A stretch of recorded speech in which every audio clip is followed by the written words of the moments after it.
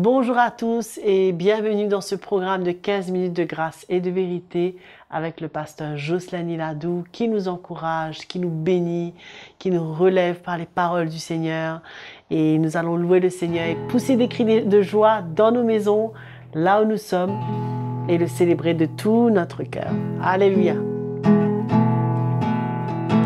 Crie, crie de joie. Crie, crie de joie, le Seigneur t'a donné la victoire. Crie, crie de joie, crie, crie de joie, le Seigneur t'a donné la victoire. Aucune arme forgée contre toi, aucun royaume ne s'élève contre toi, car le Seigneur est le roc de notre salut. Par le sang de l'agneau, nous avons vaincu. Crie, crie de joie, crie, crie de joie, le Seigneur t'a donné la victoire. Le Seigneur t'a donné la victoire. Amen. Que nous restions dans la foi et que le Seigneur soit notre victoire. Allons sans plus tarder entendre la parole de Dieu. Bonjour tous mes frères et sœurs bien-aimés. Quelle grâce, quelle joie, quelle excitation de se retrouver et de nouveau de partager la parole de Dieu dans ce programme de 15 minutes de grâce et de vérité. Nos cœurs sont vraiment reconnaissants pour Joël qui nous accompagne toujours avec un chant pour adorer le Seigneur, louer, chose que nous aimons faire parce que nos cœurs sont prêts. Et nos cœurs, nous voulons, dans nos cœurs, entendre ce que Dieu a pour nous. Toujours dans notre série sur la vie de l'Église, nous avons parlé comment l'Église est une famille. Aujourd'hui, je vais vous montrer, et on va voir ensemble, dans la simplicité toujours de l'Évangile, de la parole de Dieu, voir comment l'Église, cette assemblée de frères et sœurs, doit être un lieu où coule la grâce de Dieu. Très important de ressentir cet élément de la grâce de Dieu au milieu de nous, cette atmosphère qui doit régner au milieu de nous. C'est pourquoi toujours il faut comprendre l'esprit de l'Évangile. Il faut comprendre l'esprit de la Nouvelle Alliance. Nous savons que Jean nous dit dans le chapitre 1er, le verset 17, nous dit que la grâce et la vérité sont venues par Jésus-Christ. Jésus-Christ qui nous a libérés de la loi et de l'esprit de la loi. Quand on parle de la grâce de Dieu, il faut arriver à ressentir ou comprendre bien clairement l'esprit de la grâce. C'est ça l'atmosphère qui doit régner au milieu de nous. La Bible nous dit, dans Romains, je ne vais pas faire un long enseignement dessus, ce n'est pas le but, mais au moins comprendre que Romains nous dit dans le chapitre 7, le verset 6, que nous avons été dégagés de la loi, c'est-à-dire libérés, il n'y a plus de loi. C'est ce que Jésus est venu faire. Emmener cet esprit de grâce, il n'y a plus de loi. Nous ne sommes plus sous le régime de la loi, mais sous un régime nouveau, le régime de l'esprit. C'est pourquoi même au milieu de nous, quand nous comprenons l'Évangile et l'esprit de l'Évangile, nous pouvons comprendre que Jésus dans Éphésiens nous dit qu'il a dans sa chair annulé la loi. Et vous savez ce que la loi peut produire même au milieu de nous? comment la loi peut facilement emmène une certaine dureté dans notre cœur. On devient des hommes et des femmes légalistes. À commencer, on met une attente, une exigence souvent sur nous-mêmes. C'est comme ça que souvent il y a la condamnation. Souvent, il y a le jugement, il y a le critique. Voilà un peu les choses qui peuvent se manifester au milieu de nous quand il y a la loi. Quand il y a cet esprit de loi, il y a la dureté. Je crois que vous vous souvenez très bien l'histoire de la femme adultère. Je crois, on va lire cela ensemble. Dans Jean le chapitre 8, Jésus n'a pas hésité à confronter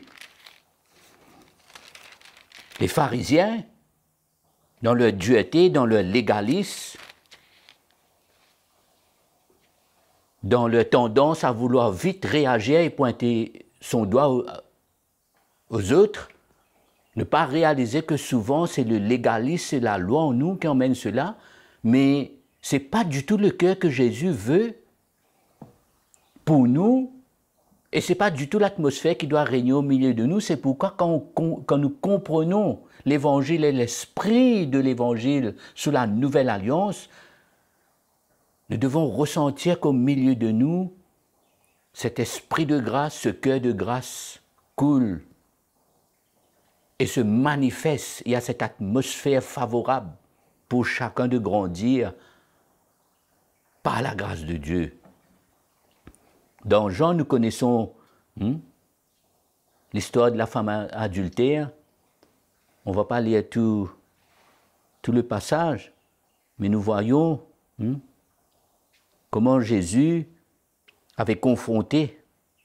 Il avait dit, quand ils ont traîné la femme pour présenter devant Jésus, le verset 7, il dit « Que celui de vous qui est sans péché lui jette le premier la pierre. » De nouveau, il se baissa et se mit à écrire sur la terre. Quand ils entendirent cela, accusés par leur conscience, ils se retirèrent un, à commencer par le plus âgé et jusqu'au dernier. Et Jésus resta seul avec la femme qui était là au milieu. Nous voyons que la loi, étant sous la loi, ils étaient eux-mêmes condamnés. Ils étaient eux-mêmes condamnés. Quand Jésus écrivait, à un moment donné, il y a eu un changement de leur cœur parce qu'ils ont ressenti une condamnation pour eux-mêmes. Et après, ils ont réalisé qu'ils ne peuvent pas condamner cette femme-là. Quoiqu'elle a été vue, a été arrêtée, si on peut dire, en flagrant délit. Mais à un moment donné, leur conscience les accusait eux-mêmes parce qu'ils étaient des hommes, à l'époque, qui étaient sous la loi. Mais Jésus est venu à ce moment-là, c'était une occasion pour Jésus de manifester ce cœur de grâce, pas pour approuver l'état de péché de la femme. Au contraire, Jésus lui a dit, moi non plus je ne te condamne pas, mais va, désormais ne pêche plus. Donc il faudra vivre une vie nouvelle. Et cette vie nouvelle a été rendue possible après la mort et la résurrection de Jésus. Vie que nous voulons vivre. Voilà l'atmosphère qui doit régner au milieu de nous. L'apôtre Paul écrit dans Colossiens, le chapitre 3. Moi, j'aime la parole de Dieu, j'aime comprendre dans la simplicité de cœur la grâce de Dieu, le plan de Dieu, l'esprit de l'Évangile, le cœur du Seigneur que je dois ressentir quand je lis sa parole. Et je sens que ça construit ma foi. Cela m'emmène à ressentir que ma vie est construite sur une fondation solide. Et aussi, je sens que le Seigneur me libère par la lumière et la vérité de sa parole. Sa vérité me rend libre. et aussi cela m'équipe. C'est ça que nous devons rechercher, être équipés de la bonne manière pour ne pas s'égarer, pour ne pas dévier. Mes frères et sœurs, nous devons comprendre et réaliser, nous ne cessons de vous dire cela, que dans le temps que nous vivons, il y a tellement d'influence, tellement de dangers, tellement pratiques et enseignements de l'homme, tellement la sagesse de l'homme, tellement l'intelligence de l'homme qui essaie de prendre des versets à gauche et à droite, emmener toutes sortes d'explications. Mais ce que nous devons rechercher, que quand nous lisons la parole de Dieu, nous ressentons le cœur du Seigneur pour nous et pour cette vie que nous sommes appelés à vivre ensemble dans la famille de Dieu, le peuple de Dieu, l'Église du Seigneur, cette maison spirituelle qui a besoin d'être construite. Parce que n'oubliez pas, notre but, c'est d'aller jusqu'au bout, terminer la course, grandir ensemble, devenir des hommes et des femmes de maturité. Ou dans notre cœur, on est déterminé. La dernière fois, je vous ai parlé de cet esprit de famille qui doit être là au milieu de nous, serrer nos liens davantage, rien ne nous sépare. Alors que le monde vit toutes sortes de divisions, de conflits, de compétitions. Mais quand nous revenons à la lumière de l'Évangile, la lumière de la parole de Dieu, ce cœur de grâce que nous avons besoin de ressentir pour nous-mêmes et de manifester les uns envers les autres, Paul nous dit dans Colossiens, le chapitre 3, je vous lis à partir du verset 12, il dit ainsi donc, comme des élus de Dieu, saints et bien-aimés, revêtez-vous ardemment, revêtez-vous d'ardente compassion, de bonté, d'humilité, de douceur, de patience. Supportez-vous les uns les autres et faites grâce réciproquement. Faites grâce réciproquement, c'est-à-dire voilà l'atmosphère qui doit régner, qui doit prévaloir au milieu de nous, entre nous. Si quelqu'un a à se plaindre de l'autre, c'est-à-dire il y aura cette possibilité, ça peut arriver. Mais qu'est-ce qui se passe quand ça arrive? Quand on a ce cœur de grâce, quand l'esprit de l'Évangile est au milieu de nous. Il dit, comme Christ vous a fait grâce, vous aussi faites de même. Mais par-dessus tout, revêtez-vous de l'amour qui est le lien de la perfection. Qui est le lien de la perfection, que la paix du Christ, à laquelle vous avez été appelés pour former un seul corps. Je vous ai déjà parlé de ce fonctionnement comme un corps, un seul corps. Règne dans vos cœurs, soyez reconnaissants. Amen. Quand ils ont cela, je ne crois pas que l'apôtre Paul voulait juste chercher des belles paroles pour écrire cette lettre, mais la révélation de l'Évangile dans son cœur, l'onction de Dieu sur sa vie, le souci en tant qu'apôtre qu'il portait dans son cœur pour voir l'Église grandir, pour voir cette bonne atmosphère qui doit régner au milieu de nous, pour voir l'Église marcher vers cette maturité spirituelle.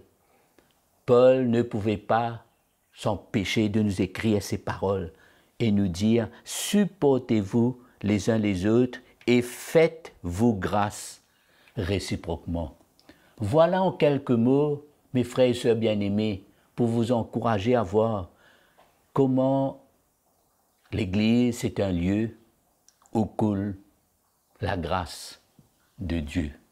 Que le Seigneur vous bénisse, passez une excellente journée et on se retrouve à très bientôt. Merci.